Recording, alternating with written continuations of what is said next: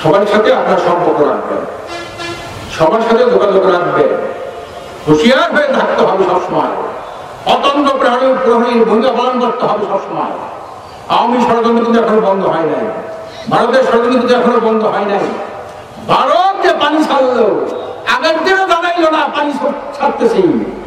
সে ডুঙ্গুরি একটা বাঁধ আছে, কি ডুঙ্গুরি, সেই বাঁধটা ভেঙে দিল তারা, জানাইল না। আওয়ামী ষড়যন্ত্র আর ভারতের ষড়যন্ত্র এক সূত্রে গাঁথা, কি বলেন ঠিক না? আমরা দেশপ্রেমিক মানুষ ঐক্যবদ্ধ হতে পারি, ভারতের ষড়যন্ত্র আওয়ামী ষড়যন্ত্র আর এদেশে টিকতে পারবে না। মোদির তো কোমর ভাঙ্গা, মোদির কোমর ভাঙ্গা জানেন তো? মোদি হইল ভাগে ভাগে সরকার গঠন করছে।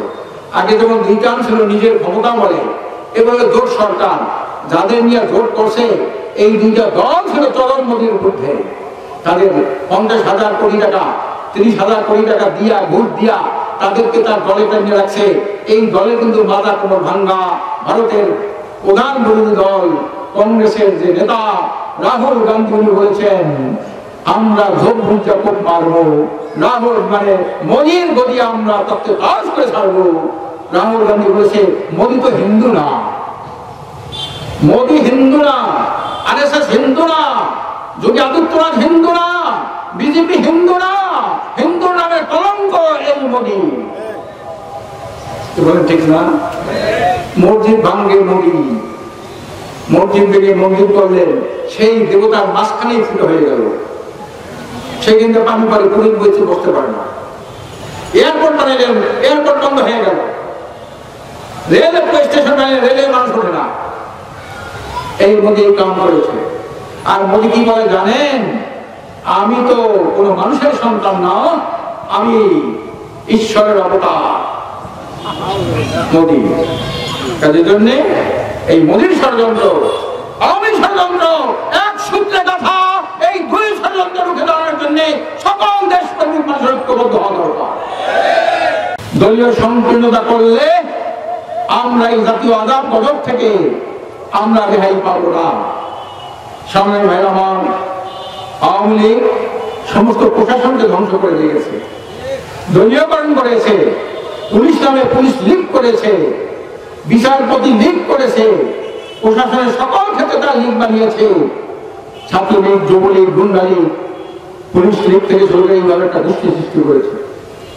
আজকে আল্লাহ রহমত মেহেরবানিতে কোমলমতি ছাত্রদের দুর্বল আন্দোলনে এবং সকল রাজনৈতিক দলের সহযোগিতায় কোমলমতি ছাত্ররা বলেছিলেন দেশপ্রেমিক সকল দলকে তাদের সহযোগিতা করার জন্য আমরা সহ সকল দল, আওয়ামী বিরোধী সকল দল এই ছাত্রদের সমর্থনে আমরা আন্দোলন করেছি, মিছিল করেছি, বিক্ষোভ করেছি।